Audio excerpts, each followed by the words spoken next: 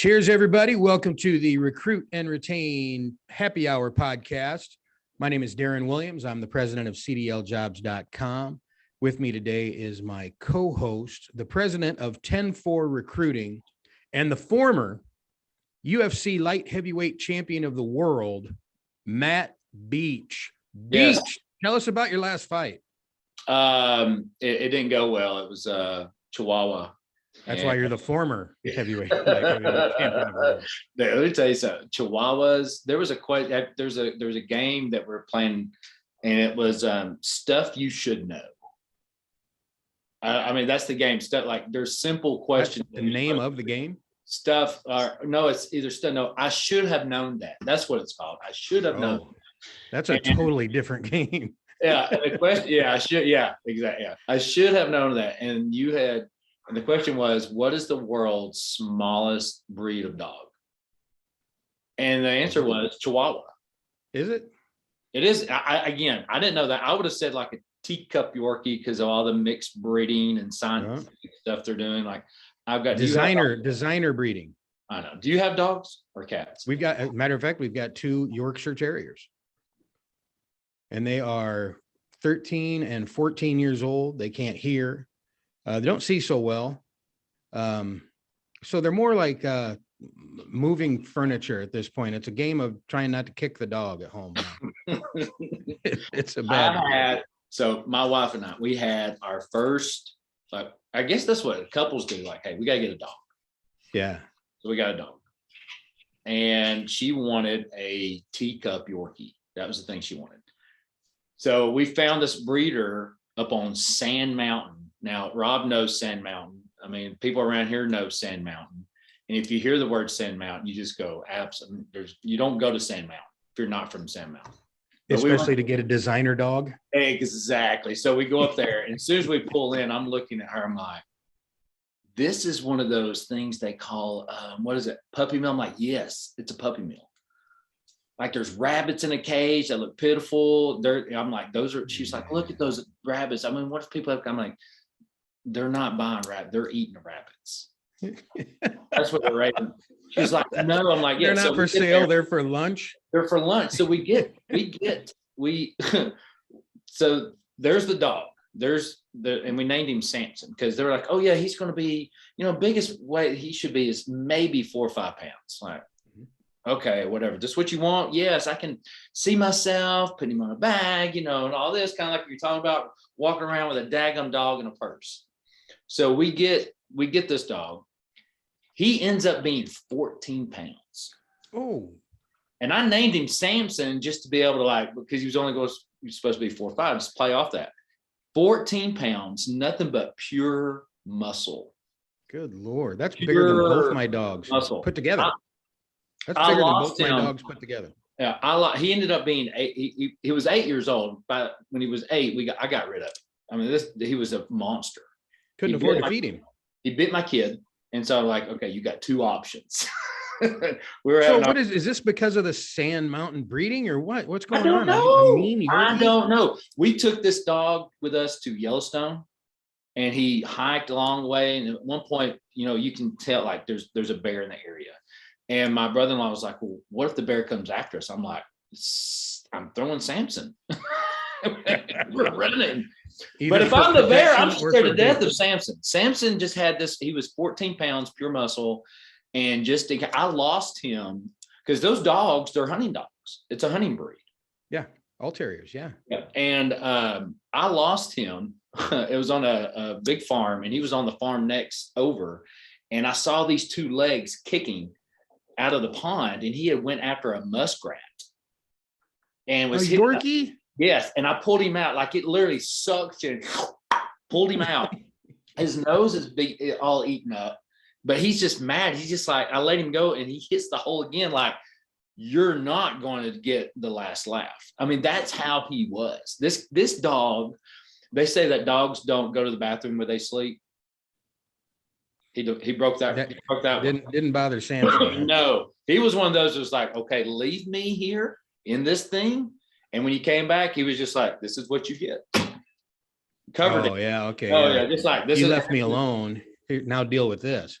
He one day, pushed the cage so hard, it popped the door off. He had went, and it was like Halloween time, ate a whole bowl of candy corn. Now, of course, he threw up all the way back. It's like he gobbled it up, and then he went back to his cage, laying there like, yeah, I did something bad. Yeah. It is that trail that you see that goes that way. He was horrible. I mean, this dog was horrible. Yeah, I understand why you lost the fight. That's crazy. I mean, we got the most mild-mannered dogs. They're just he ate a whole pounds. My mom, we left, and my mom and dad watched him, and he had. And the one thing you don't do is eat my dad's cornbread. That man loves cornbread. I'll make a note of that. You can make a birthday cake, and that man would eat and covered in chocolate ice, and he'd eat it. I mean, he just loves it. Well, my mom had cooked a whole thing of cornbread, put it on a napkin, kind of dry out. She leaves, she comes back, cornbread's gone. She's like, okay, I guess Marty took the cornbread. And, no. Samson ate the cornbread and napkin and all. Good Lord. I got to go to Sand Hill sometime. I got to see what's going on over there. No. Well, I'm not going to buy a dog. I just want to like drive by. No. I wonder what they bred it with. I mean, that's like part Yorkshire, part goat or something. That's not like that's a weird designer breed. He ate my whole foot long BLT sandwich. Like I go to Subway and you have your sandwich, right? Extra bacon, tomato, little black olives, vinegar and oil, salt and pepper, foot long on a white bread. I mean, and I set it down. I went back to the kitchen to get a drink, came back, and he's just like walking. This dog would do stuff knowing that he was going to get punished big time, but he didn't care. It was like, it was worth it. He was willing to take the beating. He ate a whole foot long sandwich from my time of me going to the kitchen, turn around, coming back. And he was just like, I did it. Do your worst, because it was worth every bit of it. So did you pawn this dog off on some other poor unsuspecting human being? I did. Yeah. A friend of yours? No. No. I took him to, he bit my daughter, and my wife was like, no, I don't want to get rid of him. I was like, well, something's going to happen to him. And so I took him to the groomer to get him cleaned up. And I was like, look, if anybody wants this dog, y'all let me know. Well, within a matter of minutes, I had a phone call saying, hey, yeah, heard that you want to get rid of your dog. I got someone that right now that would take him, and would, it would be a great fit. I'm like, okay. So this other woman calls me and says, hey, I take in dogs and I find them homes. And I've got a perfect couple right now that travels around in an RV, and they have 3 older Yorkies right now. One's 14, 12, and 8, whatever it was. And, Samson would be a great fit. And would you be willing to depart with the dog? I'm like, yeah. Well, I need you to take the dog to the vet, get its shots. And I'm like, no. I go, no, this is like a yard sale swap. I don't want that. I go, if you want the dog, you can go take the dog to the vet and get all that checked out. I go, you're going to make money on this dog. I know what you're going to do. I'm not doing it. So anyway, she goes, oh, okay, I'll take care of all that. And she did. And within a week, she showed up with a cage that says, hey, I'm ready to take Samson. Samson didn't care. He was just like, hey, I live wherever I want. And so, everybody was crying. I'm like, thank God, get this thing out of here. So we get an email from the people who picked up Samson. This is if Samson ate the other 3 Yorkies, stop the story here. Well, I made it, but this is a PG company. Ate one, impregnated one. Samson is such a blessing for us. We enjoy. He loves the ride in the RV. We're in. I think they were heading to a national park somewhere. But we did find out that Samson's very dominant to our female 14-year-old Yorkshire. Like, oh boy. Yeah. And so that's the only problem we have. And I'm like, I don't ever send me another email. I don't care. He's gone. Wow. And now we got 2 golden doodles. That gives us a lot to think about. And unfortunately, now we don't have time for our guests, but thanks for stopping by. Darin, the number one question I get asked is, what's it like to work with Matt Beach? I was going to say, what's wrong with Beach? That's got to be number 2. Of times. And so, I just sit here and I'm just so glad y'all are doing this so the world can know the answer to that question. Well, let's introduce the world here. Folks, today we do have a special guest, maybe the best hair in trucking. Thank you. Top 3 for sure. Rob Hatchett, now of Fleet Intel, Conversion Interactive Agency, Fleet Intel. We'll get into that a little bit later. But a quick background, Rob, you were born, now you're here. What happened in between? Yeah, that's a great question. So, bring us up to speed. Yeah, that's right. Bring us up to speed quick. Well, thank you for having me. Did you ever buy a dog from Beach? Well, hey, here's the thing with y'all were talking about pets, and I'm like, my wife and I have been married 14 years, no kids. We tell people we're allergic to kids. I'm allergic to cats. She's allergic to dogs. And on our honeymoon, we were in Turks and Caicos. So again, newlyweds. I'm like, of course, I'm going to do a horseback ride on the beach with my new wife. 2 days into marriage, that's when we found out she was allergic to horses as well. And so our allergies have kept us from having a lot of experiences. So no dogs, no cats, no kids. So that's where most of my stories just revolve around stuff me and Matt do, right? I don't have anything else to tell stories about. So oddly enough, not allergic to other people on the golf course. That's right. Hey, I'll get on the golf course. I hadn't found any allergies out there yet. Hopefully not. So, but no, I grew up in Nashville, and one of the stories in my life that is just, it's one of those I look back and just go, man, I learned a lesson. I was in college and my father got laid off. This was October of 2001. So obviously September 11th happened, 2001. My dad got laid off and the world was going crazy. And so for 6 months, he didn't find a job until he found a job at a trucking company in Nashville. And he's just a computer guy. So he wasn't in operations, but he was on the IT side. And I was in college at the time. And so my dad went from working for an entertainment company, of course, Nashville, big entertainment. And now he's at a trucking company. And in college, I was a little kind of embarrassed by that. Because I didn't know anything about trucking. And I'm like, oh, yeah, we were cool with entertainment and now we're in trucking. And I just remember that feeling because fast forward, graduated college, was living in Nashville, got transferred to Chattanooga about 15 years ago now. So I was working in real estate. And so we had offices all over the Southeast. So I was just traveling and so needed to be based in Chattanooga.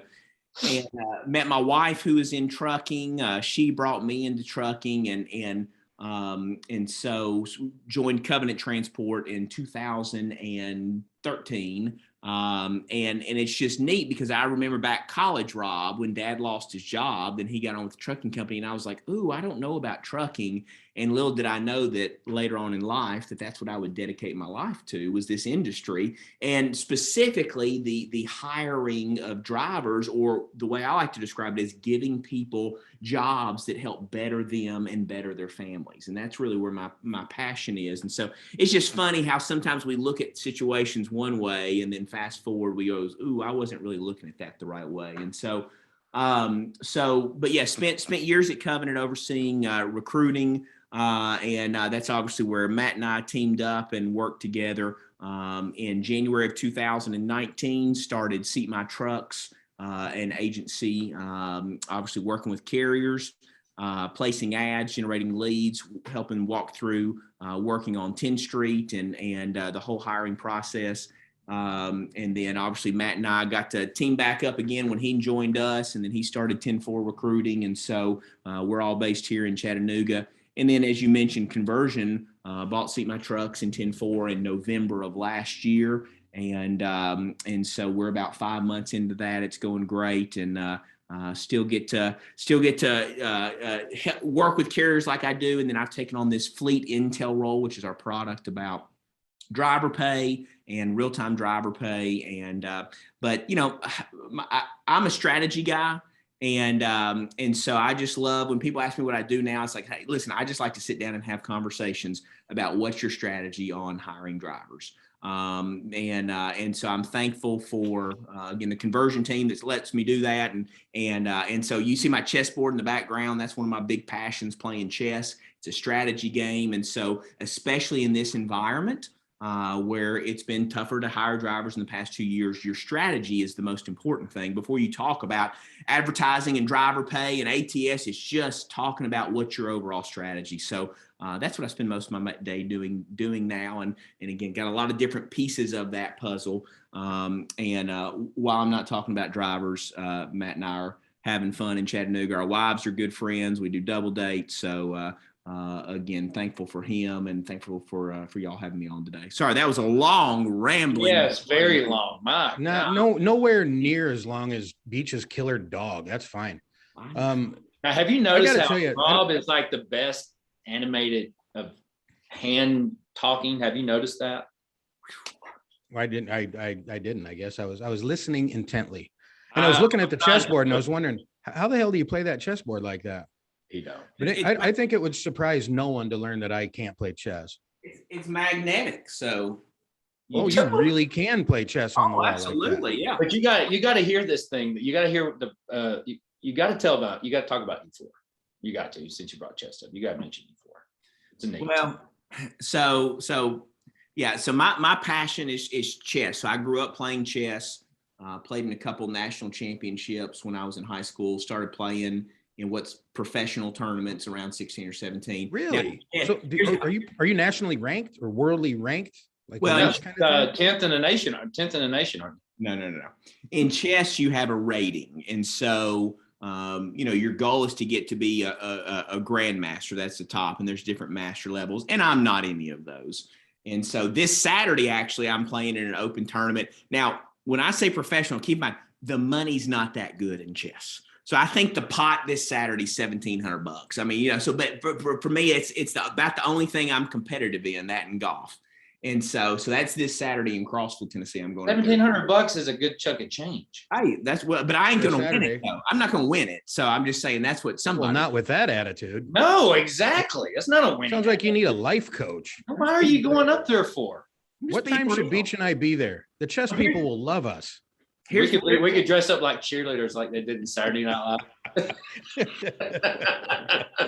That's right. They were at a chess tournament, the Saturday Night Live people. You remember that? I know. Yeah. That's right. Very quiet. But so here's the thing. So I played that all growing up. My last open tournament was in 2003. So I was like 22 at the time. And then I took a break for 17 years. Well, my wife and I moved back to Chattanooga. We moved to Florida for years, moved back to Chattanooga in January of 2019. And a friend of mine had started a charter school here in Chattanooga, a boys' charter school, and they had a chess team. And when I saw that, a light bulb went off, and I said, hey, we don't have kids, but I want to invest in kids in other ways. And so I've been a volunteer chess coach for the past 2.5 years. We actually had 6 guys last weekend playing the high school national tournament in Memphis. But so I started coaching those guys 2.5 years ago. And I said, hey, if I'm going to coach them, I need to start playing again too.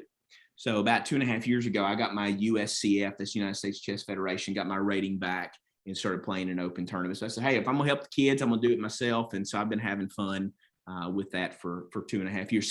But we started a company called E4. E4 is the first chess move in a lot of chess matches, pawn E2 to E4. And our goal is to teach E4, teach that first move of chess to as many kids as possible. But our goal is to be the Nike of chess, right? I mean, so many sports have brands, like with golf, you have Titleist, right? And so there is no like dominant brand of chess. And so that's our goal, E4. And so we've got e4chessbrand.com. And so that's our goal, is to grow a chess brand. Now, here's the thing. There's two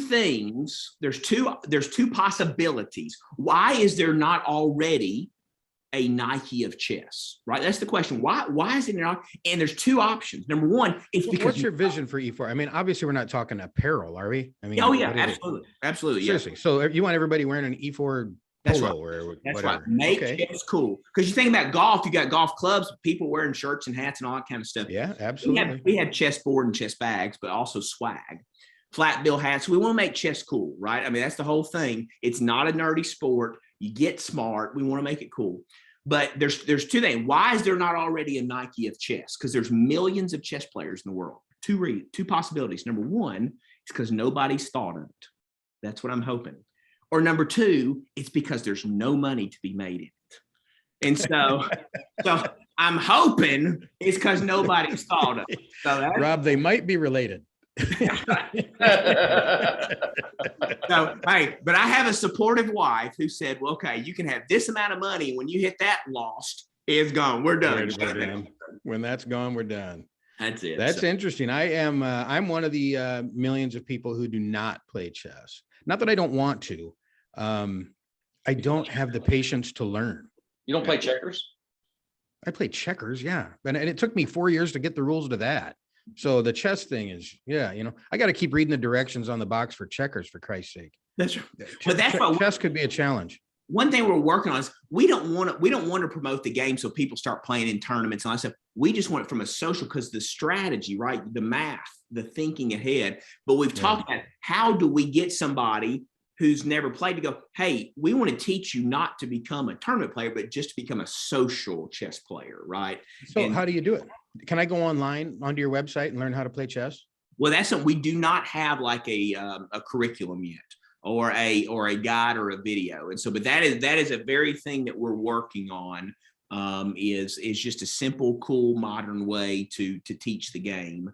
But anyway, so that's when people say, hey, what are your passions? What are your hobbies? You throw chess out there. Now, my wife and I met on a blind date. And so on that blind date in Chattanooga, it was my first week here. A lady that worked for me went to church with my wife, set us up. Obviously, we went to P.F. Chang's for our first date, the normal first date place. And on that date, I told her over some, spicy lettuce wraps. I told her, I said, I need you to know something. I said, I was not the captain of the football team. I was the captain of the chess team. So it's one of those things. On that blind date, I just laid it out there in the very beginning, and somehow it stuck, so. She didn't run out of the restaurant screaming, so you thought this might be the one. That's right. But she did take me directly back to the hotel. So we went to P.F. Chang's. Oh, and she picked me up. That probably doesn't sound good for a blind date, but I was new in town, And so you need a little bit more detail on that one. That's right. And to say, so you're a new guy in town and you say, pick me up at the Motel 6 down on Sand Mountain. Take me to go eat spicy lettuce wraps, please. Hold on. Our corporate account was at the Sleep Inn Hotel. So it's one of those things. It was literally, she picked me up at the sleep. So my wife's in trucking, right? And so I tell people she's the most beautiful trucker in the world. So I like saying that a trucker picked me up at the Sleep Inn Hotel and we got married. You like saying that? Yeah, that is 100% the truth. Spicy, plus P.F. Chang's spicy would not be. I don't know if my wife likes me saying that. No. Well, it seems to have worked out. Oh man! So give us a short story about the last double date you were on with Beach involved. It's been a while. I mean, like pre-COVID, or no? We went to Hello Monty about a month ago. Yeah. Now, what is Hello Monty for us non-Chattanooga folks? That's a newer place in town, and so we have been my wife and I, we eat out every night of the week. So here's a good little story. So when we're getting married 14 years ago. How are you so slender? Oh, the pandemic has got me. Notice the video camera. Keep it up here. But yeah, we're taking that off. We're taking that off over the next couple of weeks. But my 20-year anniversary or my 20-year reunion is in 2 weeks. So I'm like, okay, I gotta get this off. But so my wife and we negotiated. She said, Rob, listen, I don't like to cook. And when we get married, I want to eat out every night of the week. And I was like, okay. I was like, well, I can't fix anything around the house. And I said, when we get married, I don't want you to expect me to, I just want to call people. And 14 years ago, we negotiated. And here we are today. Like, I'm fine eating out all the time. And she's fine me calling people. We had one problem with all this. A lot of times when something doesn't work around the house, right? I find out about it and I call Matt. Matt, what do I need to do about this? And he has helped me many, many times. But one time something happened around the house and my wife called Matt and said, hey, what do we do about this? And that's where I laid down there. I said, you do not call Matt. I said, that's a man's job. I'm the one that called.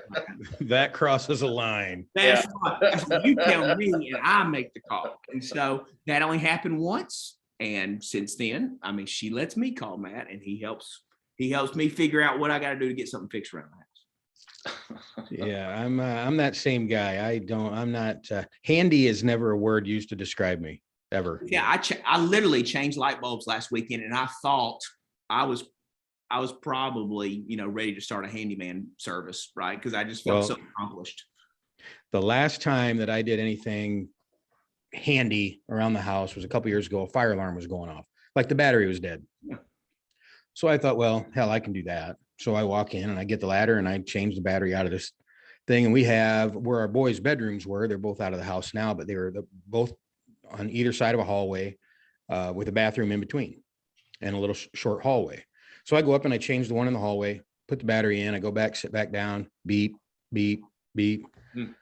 Come back, figure, well, take the whole thing out, take it over to my buddy at the hardware store. Said, hey, Andy, what's going on here? He goes, you know what? It's an old model. You might just need a new smoke alarm. All right, that makes sense. So I'll get a new smoke alarm. I go back. It's not fitted the exact same way as the old one was. So I had to redo everything with that. And this is a project that would take anyone handy about 20 minutes. I'm about on hour 4 with this thing, trying to figure it out, getting it all done. I get it done, put the battery in. I'm finally done. I go sit back down, beep, beep, beep. Walk back out into that hallway and I'm ready to sell the house. I'm just done. That's all I've done. All I know how to do. I'm ready to sell the house.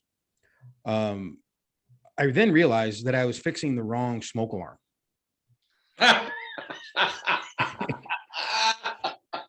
I don't know why that's so funny, but it is.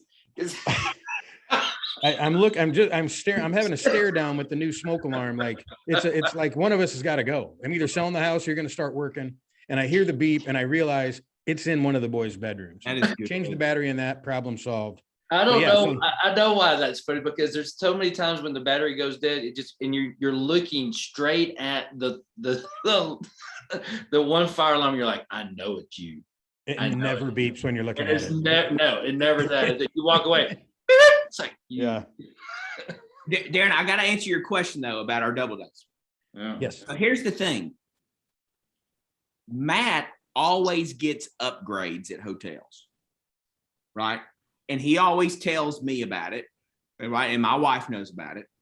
And I don't remember when this exactly was. Like, so we've been friends for what, Matt, 10, 12 years, something like that now. So I mean, we got plenty of times, but there was one time, I don't remember exactly, but Matt gets an upgrade. And of course, my wife looks at me and is like, well, am I going to get an upgrade?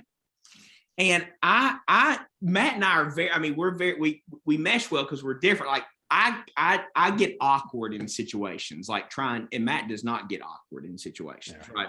And so anyway, there's been times where I've needed Matt's help getting me upgrades on hotel rooms and that kind of stuff, because it's known. And it's just like, I can't do it. But it's some of those stories on the upgrade. Matt, you got a best upgrade story? Oh, the best upgrade story was Chris Pender at the CVTA event. And we're at the really nice hotel downtown, St. Louis, right there at the Arch. Yep. And Chris is going up to the front, or he's in front of me in line to register. And I said, Chris, ask for a free upgrade. He's like, no, I'm not going to. I said, ask for a free upgrade. Just ask. So he goes up there and goes, yeah, can I get a free upgrade? Any chance y'all got any, suites? And a woman put him in the presidential suite. What? Just for asking. That's it. Seriously? That's all. I've never done that. I've never once done that. Oh my gosh, you have to. You always ask for a free upgrade. Always ask. I've never ever done it. And see, I'm wired to where I paid for this room, therefore that's the way I am. Always. Hey, do y'all have any free upgrades up to a suite or anything that we might be able to jump on? Because you're not busy. Well, now we just got to beach to the hotel at all these functions. Right? Yeah. There's not going to be a free upgrade left. Yeah. Beach, what did you do? Wasn't there a hotel recently where they called and they said, is there anything special? When you fill out the online form and they say any special request, what did you do? I don't remember the story. I remember being horrified listening to it. So anytime I see a special request, I always fill it out. Because I want to see if the people actually read it. And if they read it and they go through, because it's a customer service thing, right? Yeah. it's like, hey, any special requests? I would like to have a sweet picture of Bodie and Johnny Utah from Point Break. That's what it was. And that's always been my go-to. And there's two hotels that did it. We were in, Rob and I were traveling in North Carolina, and we showed up, and the guy just said, "Are you Matt Beach?" I'm like, "Yeah." He goes, "This is for you." And he printed off a picture of it. That's fantastic. But here's the thing. Some people are like, those people have better things to do, and you're asking them to do all this stuff and this. I'm like, that made that kid's day. Mm-hmm. All he's done is checked in keys. Here's your water. Thank you.